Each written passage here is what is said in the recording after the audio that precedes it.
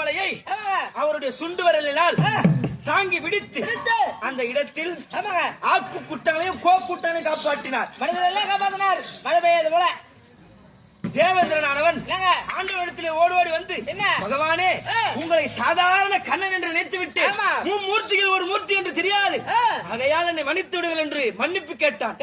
அந்த இடத்திலே தேவேந்திரா, உனக்கான ஒரு பொங்கலை நான் ஒதுக்குகிறேன். பொங்கலையே நான்காக பிரித்தார்.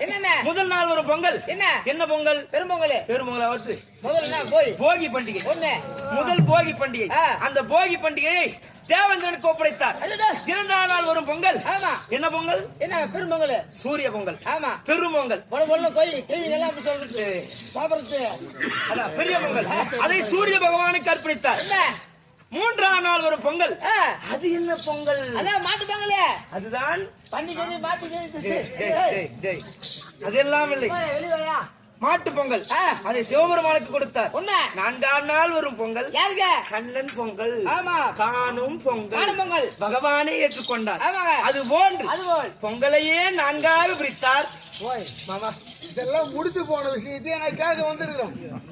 நித்தியா நான் கேட்டேன். எவ்வளவு போன விஷயத்தை கேட்க வந்திருக்கிறேன். எவ்வளவு கஷ்டப்பட்டு தெரியாதா?